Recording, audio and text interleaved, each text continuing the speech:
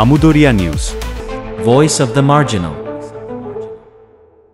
নমস্কার, আমুদরিয়া নিউজের শিল্প সাধনা বিভাগের আরও একটি নতুন পর্বে সকলকে জানাই স্বাগত। আমি বর্ণা, আর আজ আমাদের আমুদরিয়া স্টুডিওতে এসেছেন সঙ্গীত শিল্পী অতীত সরকার। আপনাকে নমস্কার। নমস্কার। তিনি পড়াশোনা করেছেন রবীন্দ্র ভারতী বিশ্ববিদ্যালয়ে ভোকাল মিউজিক নিয়ে। নিজের কিছু অরিজিনাল কম্পোজিশন রয়েছে, প্রচুর গান লিখেছেন তিনি, সেই গানের সুরও দিয়েছেন তিনি নিজেই, সেই সাথে মিক্সিং মাস্টারিং করেছেন তিনি। আমরা কথা বলবো আজ সঙ্গীত শিল্পী অতীত সরকারের সাথে। প্রথমেই বলি, আপনি কেমন আছেন বলুন। ভালোই আছি, ভালোই, মানে ভালো খারাপ আসলে এই জিনিসটা আমরা এখনো ঠিক বুঝতে পারি না, ভালো না খারাপ। তবে হ্যাঁ, সাধারণ মানুষের জন্য যদি বলা হয়, হ্যাঁ ভালোই আছি। একদম। প্রথমে নিজের সম্পর্কে কিছু বলুন, নিজের পরিবার, মা বাবা, ভাই বোন সব মিলিয়ে। একদম। আমি আসলে বরাবর শিলিগুড়ির এখানকার নই। আমাদের আসল বাড়ি ডুয়ার্সে, আলিপুরদুয়ারের ওখানে একটা জায়গা আছে হ্যামিল্টনগঞ্জ বলে। তো ওখানেই আমার জন্ম শিলিগুড়িতে, তবে আমাদের বাড়ি, পৈতৃক বাড়ি সব ওখানেই। তো ওখানেই আমার ছোটোর থেকে পড়াশোনা, মোটামুটি ক্লাস 7-8 পর্যন্ত ওখানেই পড়াশোনা করতাম। তারপরে আমার গানেও শুরুটা বলতে গেলে ওখান থেকেই। তো ওখান থেকেই আস্তে আস্তে পড়াশোনা করে তারপরে আবার জলপাইগুড়িতে থাকতাম কিছুদিন, মাধ্যমিক ক্লাস 10 পর্যন্ত ওখানেই ছিলাম। আবার 11-12 শিলিগুড়িতে হয়েছে, তারপরে আবার কলকাতা চলে গেছি। তো বাড়িতে বাবা মা সবাই ছিল। আমাদের পৈতৃক বাড়ি ভিটে অনেকটা বড় ছিল, সবাই জয়েন্ট ফ্যামিলি ছিলাম এক সময়। তবে পরবর্তীতে ভাগাভাগি হয়ে যা হয় আর কি পরিবারে আজকালকার দিনে, জানেন। তো ওরকম এখন মা 2010-এ উনি মারা গেছেন, ওনার ক্যান্সার ছিল লাংসে। কিন্তু গানের জগতে আসাটাও কিন্তু মায়ের হাত ধরেই। বেশ, সেই গল্প তো আমরা শুনবই। যখন বললেনই, তাহলে সেই সূত্র ধরেই বলি, কিভাবে আসা গানের জগতে? গানের জগতে আসা খুব ছোট বয়স থেকে, একদম 3.5-4 বছর বয়স। আমি কোনোদিনও হারমোনিয়াম বা তানপুরা কোনো কিছুতে কখনো গান শিখিনি। আমি বলতে গেলে ক্লাসিক্যালি ট্রেন্ড নই, বা ওয়েস্টার্নের দিক থেকেও বলতে গেলে আমি সেইভাবেও ট্রেন্ড নই। এইবার ছোটবেলায় মা আমাকে শুধুমাত্র গান শিখিয়ে দিত, এই নিয়ে একটা গান শিখিয়ে দিলাম এরকম আর কি। তো সেটা যে কোনো, হয়তো মায়ের স্কেলে গেছে, তখন স্কেল কি হয় বা নোটস কি হয়, বা আমরা যেটাকে বলি নোটেশন, বা সেগুলো আমরা কিছুই, স্বরলিপি যেটাকে বলা হয়, সো আমি কিছুই জানতাম না। আমাকে মা একটা গান শিখিয়ে দিত, আমি সেই গানটা শিখতাম, স্কুলে বলতো। মা গাইতেন হারমোনিয়ামে? না, মাও খালি গলায় আমাকে শেখাতেন, আমিও খালি গলায় গাইতাম। আচ্ছা।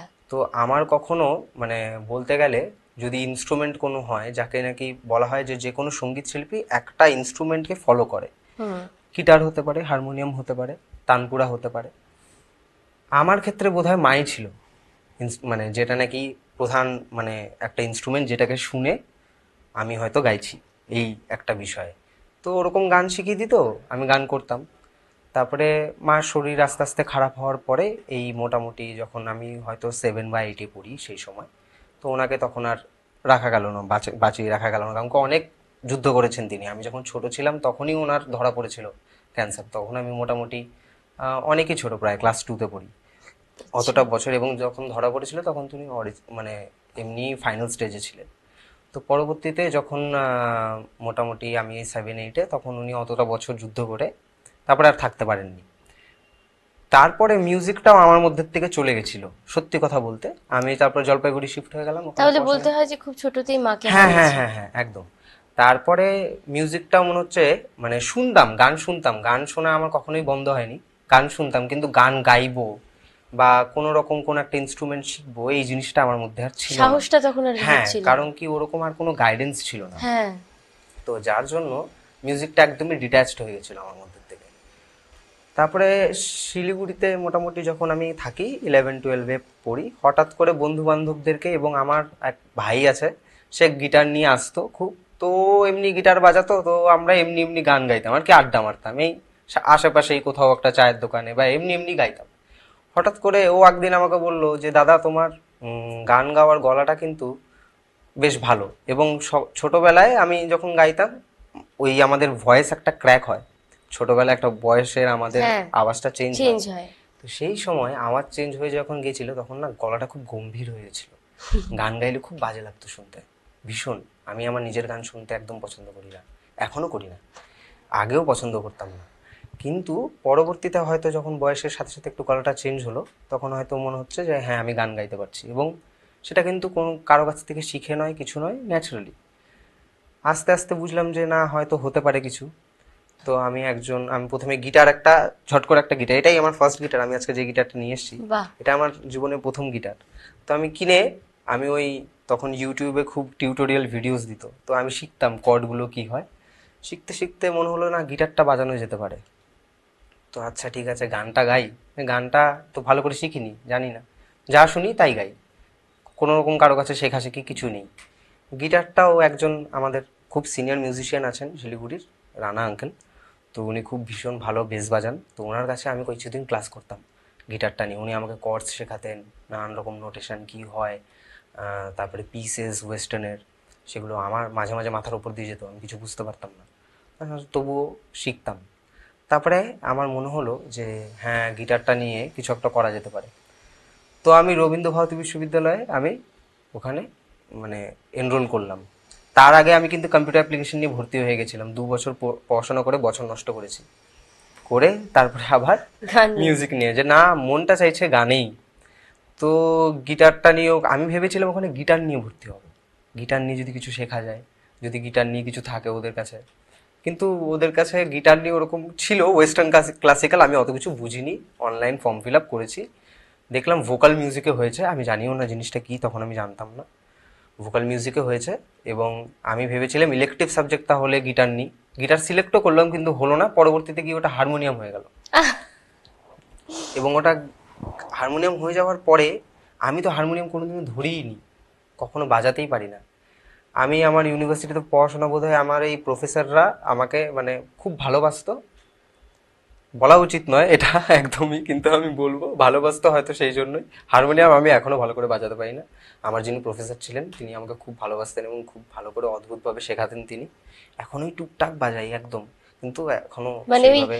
রবীন্দ্র ভারতীতে গিয়েই প্রথম হারমোনিয়ামের হাতে খড়ি। হ্যাঁ হারমোনিয়ামে হাতে করি, কিন্তু হারমোনিয়ামটা এখনো যদি আমাকে বলা হয় যে বাজাও, তাহলে একদম রবীন্দ্রভারতীর নাক কাটা যাবে, একদমই নাক কাটা যাবে। আচ্ছা। গানটাও আমি এখনো পর্যন্ত কিন্তু রবীন্দ্রভারতীতে যা গান শেখাতো, কারণ কি আমাদের ওখানে গ্র্যাজুয়েশন লেভেলে মোটামুটি সব শেখানো হয়, টপ্পা, ঠুমরি, কীর্তন, তারপরে বাংলা গান, বাংলা গানে ভাগ রয়েছে, হ্যাঁ, তারপরে খেয়ালটা আলাদা, এগুলো স্ট্রিম আলাদা হয়ে যায়, ফোক আছে, সব কিছু আলাদা হয়ে যায় পরবর্তীতে গিয়ে, এগুলো এক একজন স্ট্রিমে চলে যায়। পরে মাস্টার্সদের ক্ষেত্রে কেউ বাংলা গানে করে মাস্টার্স, কেউ খেয়ালে করে, কেউ ধ্রুপদে করে, তো এই নানান রকম আছে, কেউ কীর্তনে করছে, তো এরকম হয় ব্যাপারটা। আমি তো কিচ্ছু জানি না, আমি বন্ধু বান্ধবদেরকে শুনতাম আর ওরা গাইতো, আর প্রফেসররা গাইতো, আমি শুনে শুনে তুলতাম, শিখে ওটা দিয়ে ফেলেছি। পরীক্ষা দিতাম। আমি জানি না, রেজাল্টও ভালো হয়েছে আমার খুব, আমি জানি না কেমন করে হয়েছে, কিন্তু হয়ে গেছে। হয়ে গেছে। একেবারেই তাই। তা তুমি একটু আগেই বলছিলে তোমার গান তোমার ভালো লাগে না, সেই গান বিচার করার দায়িত্ব তো দর্শকদের। তাই আজ যারা আমাদের ক্যামেরার ওই পারে আছেন, অর্থাৎ যারা শ্রোতা বন্ধু বা দর্শক বন্ধু, তারা বলবে গান শুনে যে গান কেমন তোমার। একদম। প্রথমে তাহলে আমরা একটি গান শুনি। একদম, হ্যাঁ। এটা আমারই একটা কম্পোজিশন, আমি বোধহয় তখন এই ক্লাস 11-12-এ পড়ি, সেই সময় একটা গান মানে প্রথমে লিখেইছিলাম, সুর করিনি। তারপরে আস্তে আস্তে যখন সুর বুঝলাম তখন হয়তো মানে মনে হয়েছে যে এটাকে সুর দেওয়া উচিত। তো এটা দিনের সাথে দিনে মানে বলা বলা হয় যে ফাইন ওয়াইন এজেস ওয়েল, মানে আস্তে আস্তে হয়তো বয়সের সাথে সাথে গানটা একটু একটু করে ম্যাচিওর্ড হচ্ছে, হয়তো আমার এটা মনে হয়, জানি না। একদম।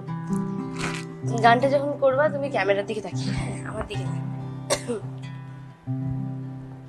তোমার ইচ্ছে হলে থাকবো তোমার মন পাড়া, মনের আশকারায় ঠিকানা। তোমার ইচ্ছে হলে আনবো বৃষ্টি অবেলায়, ওই ভেজা ঠোঁটে এক কোণা। মাঝবেলায়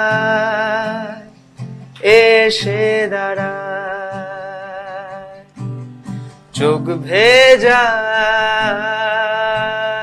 ব্যর্থতা, মাঝবেলায় এসে দাঁড়ায়, চোখ ভেজায় ব্যর্থতা, কত স্বপ্ন ভাঙা দিনে শূন্যতা, কত স্বপ্ন ভাঙা দিনে শূন্যতা, ওরে মন, ওরে মন, ওরে মন, দেখেও দেখে না তোর মন, ওরে মন, ওরে মন, ওরে মন, দেখেও দেখে না তোর মন।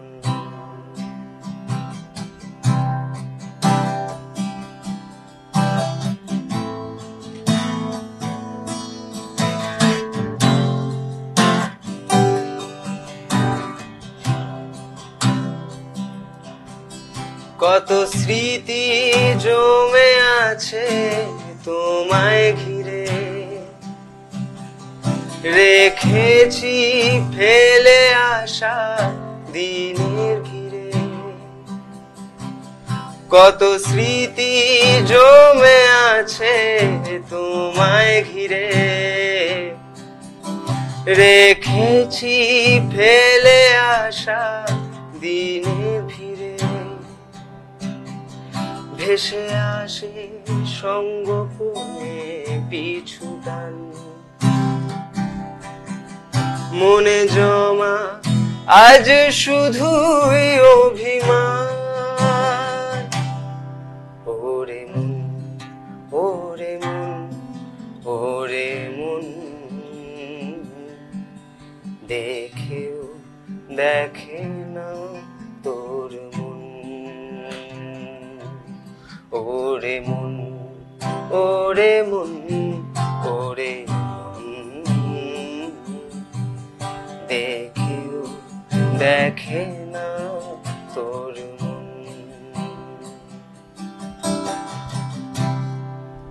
বাহ, থ্যাংক ইউ। ভীষণ ভীষণ সুন্দর। তা কোন ভাবনা নিয়ে এই গানটি লিখলে? এই ভাবনাটা আসলে মানে কি বলবো,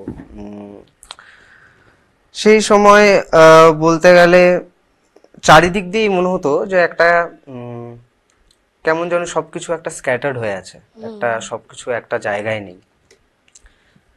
তো কেমন যেন মনে হয়েছিল যে মন হয়তো নিজেই হয়তো আর দেখছে না যে তুমি আসলে কেমন আছো। তো সেটাই সবকিছু হতে পারে, প্রেম হতে পারে, পড়াশোনা হতে পারে, একদম একদম সবকিছু হতে পারে। তো একটা মানে লেখার সময় আসলে কখনো কখনো ভাবনা ঠিক হয় না যে এটা ঠিক প্রেমের থেকেই আসছে নাকি মমতার থেকে আসছে না পড়াশোনার থেকে আসছে না কিসের থেকে আসছে। এটা আসলে ওই স্বপ্নের মতন কিছুটা, মানে মনে হয় যেন স্বপ্নটা কি হয় যে সারাদিনে যা করলাম তার সংকলন মোটামুটি একদম। একটা। তো গানটাও আমার মনে হয়েছে যে যা যা হয়তো মনে হচ্ছে সেটার একটা সংকলন হয়েছে, শুধুমাত্র একটা এটাই একেবারে। হয়তো। তা এই গান গান তোমার জীবনে কি কি দিয়েছে আর কি কি তোমার জীবন থেকে কেড়ে নিয়েছে?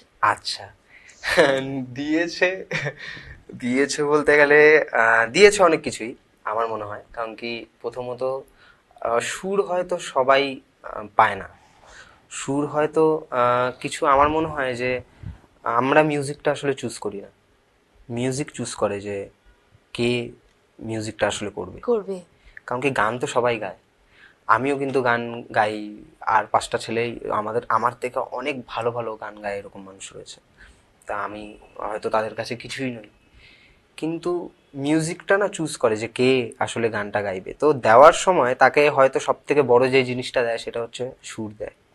তো সুরটা সব থেকে বড়, তো সুরটা পেয়েছি। এইবার মিউজিকের থেকে কেড়ে নিয়েছে বলতে গেলে বলা যেতে পারে অনেক মানুষ, মানে হয়তো আমাদের হয়তো পরিবারেরই কিছু মানুষ থাকতে পারে যা নাকি হয়তো চেয়েছিল, হ্যাঁ আমার বাড়ির লোকজনই চেয়েছিল একসময় যে আমি মিউজিক না করি, অন্য কিছু করি, কারণ কি আমাদের ব্যবসা আর কি, ফ্যামিলি ট্র্যাডিশনে আর কি বিজনেস চলে। বেশিরভাগ ক্ষেত্রেই তাই শোনা যায় যে এই হ্যাঁ। গান বাজনা নিয়ে পড়বে, এটা খুব কম পরিবার যারা মেনে নিতে পারে। তো খুবই মানে এখনো মানে বোঝানো খুব কঠিন হয়ে যায়, কারণ কি আমি আজকাল এই মিউজিক অ্যারেঞ্জিং, মিক্সিং, মাস্টারিং খুব বেশি দিন হয়নি, 2-3 বছর হয়েছে শুরু করেছি, এখনো শিখছি, কিচ্ছু বুঝতে পারি না, এখনো শিখছি। কিন্তু ওই বাড়ির লোকজনকে বোঝাতে গেলে যে এখন একটা এই যে এসছে একটা ওয়েব সিরিজ বা এটার এসছে মিউজিক, আমি ওটা করছি, অ্যারেঞ্জমেন্ট করছি বা এটা ওরা কিছু বুঝতে পারে না সেরকম, কি করছি না করছি, বলে যে ওই হ্যাঁ কিছু একটা গিটার বাজায় বা ও একটা কিছু করে এরকম আর কি, কিন্তু প্রপারলি বলতে পারে না যে কি করি আসলে। তো নেওয়ার মতন, কেড়ে নেওয়ার মতন অনেক কিছু কেড়ে নিয়েছে, অনেকের আশা আকাঙ্ক্ষা কেড়ে নিয়েছে মিউজিক, অনেক কিছু, কিন্তু দিয়েছে বেশি, সুর দিয়েছে, এটা অনেকটা আমার কাছে। যদি আজকে আমি এখনো লাইমলাইটে আসিনি, তো যদি কখনো আসি, যদি 60 বছর বয়সেও আসি, তাহলে আমার কোনো আক্ষেপ থাকবে না, যে না ঠিক আছে কোনো অসুবিধা নেই, হোক, আস্তে আস্তে হোক। একেবারেই তাই। গানের পাশাপাশি তোমার আর কি করতে ভালো লাগে? গানের পাশাপাশি একটু পড়াশোনা করার, একটু এখনো আমার বইপত্র পড়ার, এটা আমার মায়ের থেকেই পাইছি, মানে একদম মায়ের থেকেই আসা একদমই। তো বইপত্র এখনো আমি পড়ি। লেখালেখি করতে ভালো লাগে, সবসময় গান হিসেবে লিখি এরকম নয়, লেখালেখি করতে ভালো লাগে। গান এবং গান শুনতে খুব পছন্দ করি আমি, মানে গান বাজনাটা শোনাটা কিন্তু একদম আলাদা থেকে বেশি। হ্যাঁ, হ্যাঁ, একেবারে তাই। তো আমি বলতে পারি, ওই বলে না যে একজন তো যিনি গান খুব ভালো তাকে তানসেন বলা হয়, আমি হয়তো কানসেন, মানে শুনে শুনে যেহেতু শুনেছি, মানে শিখেছি আর কি। তো ভালো লাগে গান মানে। আর তাছাড়া খেলাধুলো এখনো আমার মোটামুটি, কখনো বন্ধু বান্ধবদেরকে যদি যাই, কখনো ক্রিকেট বা ফুটবল যদি আমি নেমে পড়ি এখনো, তো খেলাধুলো করতেও ভালো লাগে। মোবাইল গেমস এর প্রতি আমার একটু অ্যাডিকশন আছে। নট অনলি মোবাইল গেমস, আমি খুব পিসি গেমস খেলতে পছন্দ করি। তো আমার গেমস খেলতে, সারাদিন পরে একটা গেম খেলবো খুব ভালো, যাই হতে পারে, ভালো ভালো গেম খেলতে আমার খুব ভালো লাগে। একদম। তা একজন ভালো সঙ্গীত শিল্পী হতে গেলে কি কি গুণ থাকা দরকার তার মধ্যে বলে তোমার মনে হয়? ভালো সঙ্গীত শিল্পী, তাহলে ভালো সঙ্গীত শিল্পীকে কিন্তু প্রশ্নটা জিজ্ঞেস করতে হবে, আমি কিন্তু ভালো নই, আমি শুধুমাত্র একজন সঙ্গীত শিল্পী। এবার ভালো সঙ্গীত শিল্পী হয়তো আমার মনে হয় যারা যদি শাস্ত্রীয় সঙ্গীত নিয়ে যারা এখন অবধি, মানে যাদের ইচ্ছে শাস্ত্রীয় সঙ্গীত নিয়ে এগোবেন বা এরকম, তাদের জন্য বলতে পারি অ্যাডভাইস এটা, যে মোটামুটি দিনে 8 ঘন্টা তো রেওয়াজ করতে হবে। আমি নিজে করি না সেটা, শাস্ত্রীয় সঙ্গীত নিয়ে আমি নিজেও করি না, তবে হ্যাঁ আমার খুব ভীষণ ইচ্ছে, শাস্ত্রীয় সঙ্গীতের প্রতি আমার একটা আলাদা ভালোবাসা রয়েছে। আমি গিটার ভালোবাসি, ওয়েস্টার্ন মিউজিক ভালোবাসি, আমি সবই শুনি, তো ভালোই লাগে। হিপ হপ থেকে শুরু করে মেটাল বা রক, ইন্ডিয়ান ক্লাসিক্যাল মিউজিক, বাঁশি, তবলা, আমার সব শুনতে ভালো লাগে। একেবারেই তাই। কিন্তু আজকালকার যে মানে প্রজন্মটা যেটা চলছে, তাতে কিন্তু ভীষণ কম্পিটিশন, কে কার থেকে দৌড়বে। আর সকাল থেকে, বিশেষ করে বাচ্চারা সকাল থেকে ঘুম থেকে ওঠার, তাদের সকাল শুরু হয় এখন ঠিক 6টায়, কারণ 7টায় তাদের বাস আসে। 6টায় উঠে তারপর থেকে যে তারা দৌড়ে যায়, কখনো সেই দৌড় কারোর হয়তো গিয়ে থামে রাত্রি 9টায়, কারোর 11টায়, কারোর 1টায়। তার ভেতরে তারা কিন্তু মানে প্রতিনিয়ত দৌড়াচ্ছে, কিন্তু তার ভেতরেও কিন্তু অনেকে আবার মনে করে যে পড়াশুনো করি, আমি একজন ভালো সঙ্গীত শিল্পী হব, সেটা সুপ্ত বাসনা থাকে, কিন্তু পড়ার প্রেশারটা এতটা এখন যে তারা ঠিক মতো সেই 8 ঘন্টা তো দূরের কথা, আধ ঘন্টা প্র্যাকটিসও তারা ঠিক করে করতে পারে না। তাদের উদ্দেশ্য তুমি কি বলবে? এটা বলতে পারি যে আমাদের একদম সম্পূর্ণ এটা আমাদের সিস্টেমের দোষ প্রথমত, এবং এটা আমাদের অভিভাবকদেরও দোষ, কারণ স্ট্যান্ডার্ডটাকে সেট করছে। আমাকে আজকে আসলে গান নিয়ে কেউ কিছু করতে পারবে না। তো গান নিয়ে যদি তার যেই জিনিসটা নিয়ে তুমি কিছু করতে পারবে, সেই জিনিসটা নিয়ে তুমি সময় দেবে। যেরকম ধরো কেউ আজকে ব্যাংকে চাকরি করবে, তাহলে তাকে কমার্স নিয়ে পড়তে হবে, অনেক দিন পড়াশোনা করতে হবে, তাহলে গিয়ে এবার কেউ যদি গান বাজনা নিয়ে এটা হব, বাড়ির লোকজন প্রথমে বলবেন না এটার থেকে করা যাবে না, কারণ কি এটার থেকে তো এক সময় গিয়ে তুমি রিটার্নটা দিচ্ছ না। তো তাহলে কি হয়, আমরা সেই জিনিসটাতেই, আমাদের হয়তো অভিভাবকরা এখনো তাই মনে করেন যে সেই জিনিসটাতেই আমার বাচ্চারা সময় দিক যেটাতে ভবিষ্যতে হয়তো রিটার্ন আনতে পারবে। কিন্তু মিউজিকের ক্ষেত্রে তো সেটা হচ্ছে না, কারণ কি মিউজিকের ক্ষেত্রে ঘটনাটা কি, কেউ জানে না মিউজিকের ক্ষেত্রে কি হতে পারে। এইবার তারাই হয়তো, যারা মিউজিক নিয়ে আসে তারা নয় ভীষণ মানে, বা যাদের বাবা মারা এখনো সাপোর্ট করছে যে না দরকার নেই আজকে স্কুল যাওয়ার, তুই আজকে সারাদিন বসে গানটাই গাইবি, 8 ঘন্টা তুই আজকে গানটাই গাইবি। এবং মিউজিশিয়ান তারাই হয় যারা এই রেবেলিয়াস একটা অ্যাটিটিউড রাখে, যাদের মধ্যে হতে পারে যেরকম আমাদের ভীষণ ভালো কি পণ্ডিত অজয় চক্রবর্তী, উনি একসময় ডাব বিক্রি করতেন, আমরা একটা ইন্টারভিউতেই জানতে পেরেছিলাম। উনি ডাব বিক্রি করতেন এবং উনি ব্যাংকে চাকরি পেয়েছিলেন। তো ওনার বাবা বলেছিল যদি ব্যাংকে চাকরি করিস তাহলে তোকে আমি ত্যায্যপুত্র করবো, এবং যদি বাঁচতে হয় তাহলে শিল্পী হিসেবে বাঁচবি, আর না হলে কিছু নিয়ে তোকে আমার ছেলে হয়ে বাঁচতে হবে না। সত্যি তাই। তো যারা হয়তো সাধনাটা করবে তারা হয়তো ঠিকই করবে একদম। এবং যাদের যদি সেই রেসে ওই লুকিং হর্স আর কি, সোজা ঘোড়ার দুদিকে দুটো লাগিয়ে দেওয়া হয়, সোজা একদম দৌড়বে, যদি ওটা করানোর হয় বাচ্চাদের, বা তারা যদি এটাই মনে করা যে এই রেসে নর্মাল রেসেই দৌড়বে, তাহলে করতে পারে, কোনো অসুবিধা নেই। কিন্তু যারা ভালো মিউজিশিয়ানসরা আছে তারা সেই সময়টা মানে এই 8 ঘন্টা বলুন 16 ঘন্টা, এক একজনের শোনা যায় 36 ঘন্টা রেওয়াজ করছে, খাওয়া নেই দাওয়া নেই, নানান রকম শাস্ত্রীয় সঙ্গীতে নানান রকম নিয়ম রয়েছে। চিল্লা বলে একটা প্রসেস হয় ওদের, যে প্রসেসটা ওরা 14 দিন থেকে বা 18 দিন, ওদের নানান রকম টাইম সাইকেল রয়েছে। সেই টাইম সাইকেলের মধ্যে ওরা কোনো কিছু খেতে পারবে না, শুধুমাত্র সিদ্ধ ভাত এবং মোমবাতি রেওয়াজ করবে, এক একটা বড় মোমবাতি, সেগুলো শেষ হবে ততক্ষণ রেওয়াজ চলবে। তারা এরকম একটা অনুশাসনের মধ্যে দিয়ে, এবং অনুশাসনটাও আমাদের এখন ভুল অনুশাসন করা হয়। তো যার জন্য মিউজিক শোনা বা মিউজিক গান গাওয়া বা এটাতে সময় কাউকে দেওয়া হচ্ছে না, তারাই হয়তো করতে পারছে না। এবার যদি দেওয়া হয় হয়তো করবে। কিন্তু এখনকার যে বর্তমান সিচুয়েশন, তাতে কিন্তু এই শাস্ত্রীয় সঙ্গীতটা অনেকেই পছন্দ করেন না, সবাই একটু রক, একটু ওয়েস্টার্ন এইসবই পছন্দ করে। আমি নিজেও পছন্দ করি, কিন্তু রক মিউজিক ভীষণভাবে পছন্দ করি। আমি কিন্তু রূপম ইসলাম, আমাদের বাংলার যদি বলা হয় রূপম ইসলাম, কৌশিক চক্রবর্তীর পৃথিবী ব্যান্ডের বা ফসিলসের এই রূপম ইসলাম হোক, বা যদি ওয়েস্টার্নে চলে যাই তাহলে ওয়েস্টার্নে মাইলস কেনেডি, চেস্টার বেনিংটন, আমি নিজে শুনি, আমার ভীষণ ভালো লাগে। এইবার শাস্ত্রীয় সঙ্গীতটা আসলে মানে এটা তার চয়েস, সে কি নেবে, কোন জিনিসটা সে কানেক্ট করতে পারছে। এবার একটা মিউজিশিয়ান সে নানান রকম ভাবে নানান দিকে সে কানেক্ট করতে পারে।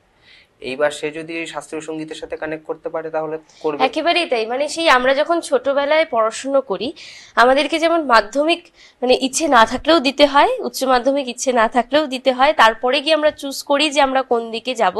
এই গানের ক্ষেত্রেও তাই, প্রথমে হয়তো গ্রামারটা আগে ভালো করে বুঝে নিয়ে তারপরে চুজ করতে হবে যে আমি কোন দিকে যাব, আমি রক নেব না আমি লোকগীতি করব না আমি কি করব। একদম, সে যেটাতে মনে করছে আমি কমফোর্টেবল। একেবারেই তাই, একদম। আমরা আমাদের প্রথম পর্বের আলোচনা তবে এখানেই শেষ করি। আমরা চলে যাব দ্বিতীয় পর্বে, আরো গান নিয়ে, আরো কথা নিয়ে। অবশ্যই কোথাও যাবেন না, চোখ রাখুন আমোদরিয়া নিউজের শিল্প সাধনা বিভাগে। ধন্যবাদ।